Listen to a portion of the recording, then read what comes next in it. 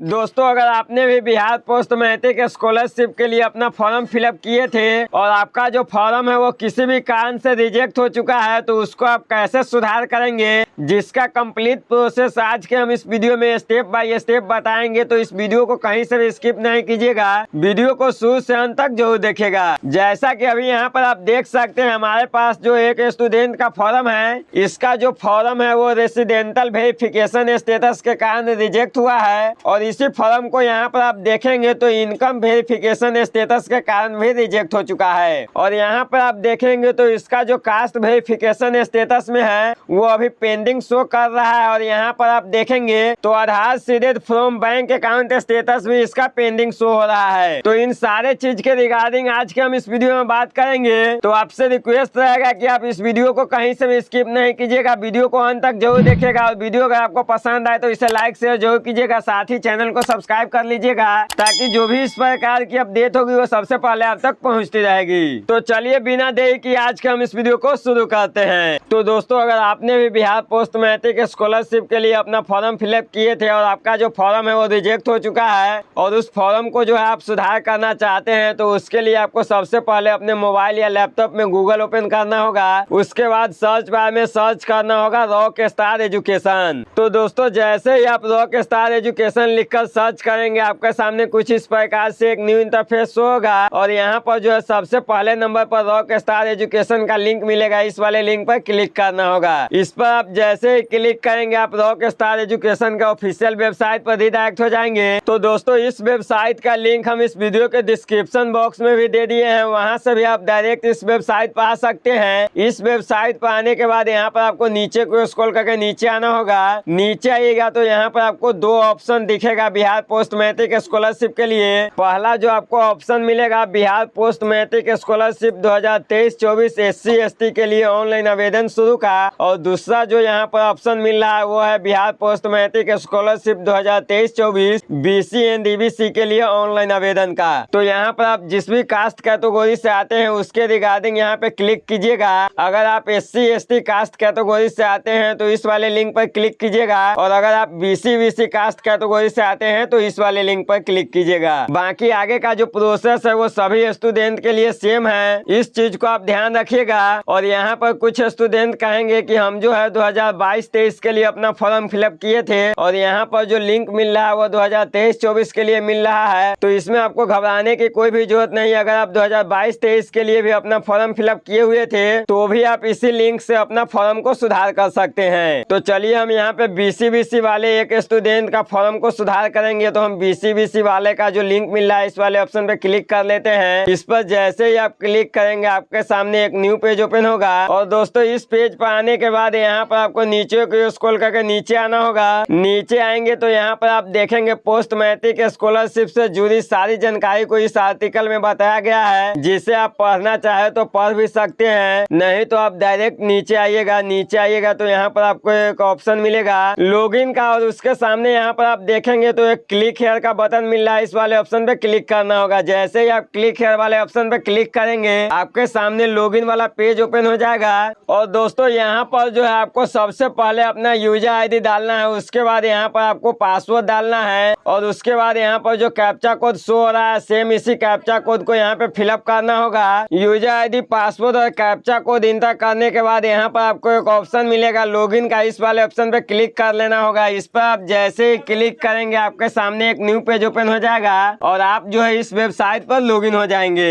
अब दोस्तों, यहाँ से जो है आप अपने फॉर्म को सुधार कर सकते हैं, लेकिन उससे पहले जो है आपको अपने एप्लीकेशन का स्टेटस एक बार चेक कर लेना है कि आपका जो फॉर्म है वो किस डिटेल्स के कारण रिजेक्ट हुआ है। और आपका जो भी डिटेल्स के कारण फॉर्म रिजेक्ट हुआ है वो डिटेल्स किस कारण से रिजेक्ट हुआ है ये आपको पहले पता करना होगा। तो उसके लिए यहाँ पर आपको नीचे को स्क्रॉल करके नीचे आना होगा। नीचे आएगा तो यहाँ पर आपको एक ऑप्शन मिलेगा certificate and bank account verification dashboard का, इस वाले ऑप्शन पे क्लिक करना होगा। इस पर आप जैसे ही क्लिक करेंगे यहाँ पर जो है आपके एप्लीकेशन का स्टेटस शो हो जाएगा। जैसा कि अभी यहाँ पर आप देख सकते हैं इस स्टूडेंट का जो फॉर्म है वो रेसिडेंटल वेरिफिकेशन स्टेटस के कारण रिजेक्ट हुआ है। और उसके बाद यहाँ पर आप देखेंगे तो इसका जो इनकम वेरिफिकेशन स्टेटस है वो भी रिजेक्ट कर दिया गया है। और ये दोनों चीज जो इसका रिजेक्ट हुआ है वो सर्विस प्लस पे नहीं मिला है। जैसा कि यहाँ पर आप देखेंगे तो इनका जो इनकम के रिमार्क में बताया गया है उसमें लिखा हुआ है your income certificate not found on service plus. और इसके रेसिडेंटल रिमार्क्स में देखेंगे तो यहाँ पर भी वही चीज बताया गया है your domicile certificate not found in service plus. यानी कि ये आवासीय और आय प्रमाण पत्र जो अपने फॉर्म में अपलोड किया था वो आवासीय प्रमाण पत्र और आय प्रमाण पत्र जो है सर्विस प्लस के वेबसाइट पे नहीं मिला है, जिसके कारण इसका जो आवासीय और आय प्रमाण पत्र है उसको रिजेक्ट कर दिया गया है। तो आपको जो है अपने फॉर्म को सुधार करने से पहले यही चीज देख लेना है कि आपका जो फॉर्म है वो किस कारण से रिजेक्ट हुआ है। उसके बाद यहाँ पर आप नीचे में देखेंगे तो इसका जो है बैंक अकाउंट आधार लिंकेज स्टेटस में अभी वेटिंग बता रहा है। अगर आपका बैंक अकाउंट आधार लिंकेज स्टेटस में रिजेक्ट कर दिया गया है तो उसको आप कैसे सुधार करेंगे, जिसके रिगार्डिंग भी अभी हम बात करेंगे। और बैंक अकाउंट जो है इसका भी वेटिंग में है, तो ये जो है कुछ दिन बाद इसका वेरीफाई हो जाएगा। लेकिन यहाँ पर हम बात कर लेते हैं कि अगर आपका बैंक अकाउंट आधार लिंकेज स्टेटस में रिजेक्ट कर दिया गया है तो उसमें जो है यहाँ पर आपका रिमार्क्स में बताएगा कि किस कारण से आपका बैंक अकाउंट आधार लिंकेज स्टेटस को रिजेक्ट किया गया है। तो ज्यादातर स्टूडेंट का जो बैंक होता है वो आधार से सीधे नहीं होता है, जिस कारण से उनका जो है बैंक अकाउंट आधार लिंकेज स्टेटस को रिजेक्ट किया जाता है। तो दोस्तों अगर आपका भी फॉर्म बैंक अकाउंट आधार लिंकेज स्टेटस के कारण रिजेक्ट हुआ है और आपका जो बैंक है वो आधार कार्ड से सीधे नहीं है तो सबसे पहले आपको अपने बैंक में विजिट करना होगा और वहां जा करके आपको अपने बैंक को आधार से सीधे करवाना होगा। जैसे ही आप अपने बैंक को आधार से सीधे करवा लेंगे उसके कुछ ही दिन बाद यहाँ पर आप अपने एप्लीकेशन का स्टेटस चेक करेंगे तो यहाँ पर जो है आपका बैंक डिटेल्स वेरीफाई हो जाएगा। और इसको वेरीफाई होने में जो है 1 सप्ताह से 2 सप्ताह के बीच का समय लग सकता है। तो इस चीज को आप ध्यान रखिएगा। और आप कैसे चेक करेंगे कि आपका जो बैंक है वो आधार से सीधे है या नहीं है, जिस टॉपिक पर हम ऑलरेडी वीडियो बना चुके हैं उस वीडियो का लिंक ऊपर आई बटन में और नीचे डिस्क्रिप्शन बॉक्स में मिल जाएगा, वहां से जाकर आप उस वीडियो को देख सकते हैं और आप बड़े ही आसानी से चेक कर सकते हैं कि आपका जो बैंक है वो आधार से सीधे है या नहीं है। तो दोस्तों ये प्रोसेस तो हो गया जिस स्टूडेंट का जो बैंक डिटेल्स के कारण फॉर्म रिजेक्ट हुआ है उसके लिए। अब दोस्तों हम यहाँ पर बात कर लेते हैं कि जिस स्टूडेंट का जो फॉर्म है वो आवासीय प्रमाण पत्र, आय प्रमाण पत्र या जाति प्रमाण पत्र के कारण रिजेक्ट किया गया है तो वो अपना फॉर्म कैसे सुधार करेंगे उसकी भी जानकारी समझ लीजिए। तो दोस्तों उसके लिए आपको यहाँ पर जो है इस वेबसाइट के होम पेज पर आना होगा और होम पेज पर आने के बाद यहाँ पर आपको एक ऑप्शन मिलेगा सर्टिफिकेट डिटेल्स का, इस वाले ऑप्शन पे क्लिक करना होगा। इस पर आप जैसे ही क्लिक करेंगे आपके सामने सर्टिफिकेट डिटेल्स वाला पेज ओपन हो जाएगा। और दोस्तों अब यहाँ से आपको अपने फॉर्म को सुधार करने के लिए सबसे पहले जिस सर्टिफिकेट के कारण आपका फॉर्म रिजेक्ट हुआ है उस सर्टिफिकेट का डिटेल्स जो है फिर से अपडेट करना होगा।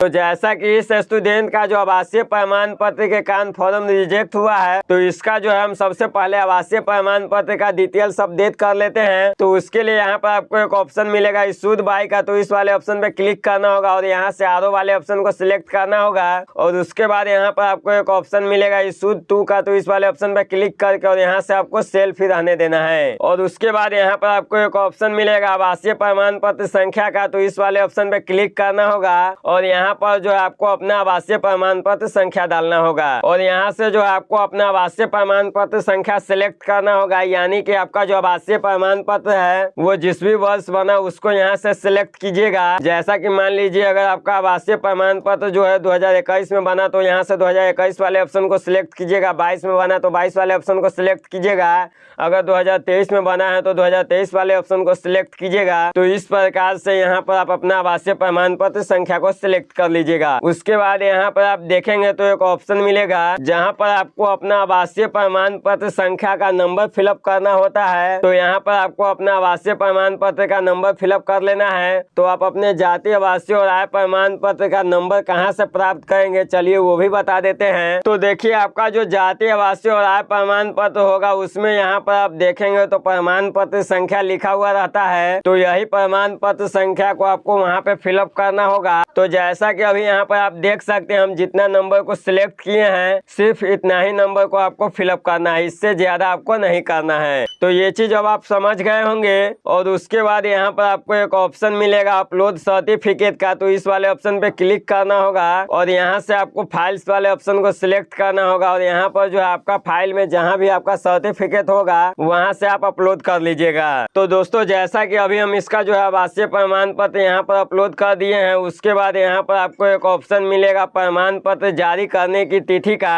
तो यहाँ पर जो है आपका प्रमाण पत्र जिस भी डेट को इशू हुआ था उस डेट को फिलअप करना होगा। तो ये डेट आपको कहाँ से मिलेगा, चलिए उसकी भी जानकारी समझ लीजिए। तो दोस्तों आपका जो जाति आवासीय और आय प्रमाण पत्र होगा उसमें यहाँ पर आप देखेंगे तो दिनांक लिखा हुआ रहता है, ये वही डेट रहता है जिस डेट को आपका जाति आवासीय और आय प्रमाण पत्र इशू हुआ रहता है। तो इसी डेट को आपको वहाँ पे फिलअप करना होगा। सभी डिटेल्स फिलअप करने के बाद यहाँ पर आपको एक ऑप्शन मिलेगा update and upload residential details का, इस वाले ऑप्शन पे क्लिक कर लेना होगा। इस पर आप जैसे ही क्लिक करेंगे आपका जो डॉक्यूमेंट है वो सक्सेसफुली अपडेट हो जाएगा और आपको कुछ इस प्रकार से एक ऑप्शन मिल जाएगा your residential document is upload successfully. तो यहाँ पर आपको ओके वाले ऑप्शन पे क्लिक कर देना है। तो दोस्तों इसका जो है आवासीय प्रमाण पत्र का डिटेल्स अपडेट हो चुका है। अब इसका जो है आय प्रमाण पत्र रिजेक्ट हुआ था, तो चलिए अब हम इसका आय प्रमाण पत्र का डिटेल्स अपडेट कर देते हैं। तो सेम उसी प्रकार से यहाँ पर आपको आय प्रमाण पत्र का डिटेल्स भी अपडेट करना है और उसके बाद यहाँ पर आप देखेंगे तो नीचे में एक ऑप्शन मिलता है जाति प्रमाण पत्र का डिटेल्स का। तो अगर आपका जो है जाति प्रमाण पत्र भी रिजेक्ट हुआ है तो आपको जाति प्रमाण पत्र का भी डिटेल्स सेम उसी प्रकार से अपडेट करना है। और दोस्तों यहाँ पर आपको एक चीज को ध्यान रखना है कि आपका जो भी सर्टिफिकेट रिजेक्ट हुआ है, जैसा कि मान लीजिए अगर आपका आवासीय प्रमाण पत्र सिर्फ रिजेक्ट हुआ है तो सिर्फ आपको आवासीय प्रमाण पत्र का डिटेल्स अपडेट करना है। अगर आपका सिर्फ जाति प्रमाण पत्र रिजेक्ट हुआ है तो सिर्फ आपको जाति प्रमाण पत्र का डिटेल्स अपडेट करना है। तो इसी प्रकार से यहाँ पर आपका जो डिटेल्स रिजेक्ट हुआ है सिर्फ उसी डिटेल्स को अपडेट करना है। तो चलिए हम फटाफट से इसका आय प्रमाण पत्र का डिटेल्स भी अपडेट कर देते हैं। तो दोस्तों इसका जो हम अभी सारा डिटेल्स अपडेट कर दिए हैं। उसके बाद यहाँ पर एक ऑप्शन मिला होम का, इस वाले ऑप्शन पे क्लिक कर लेते हैं।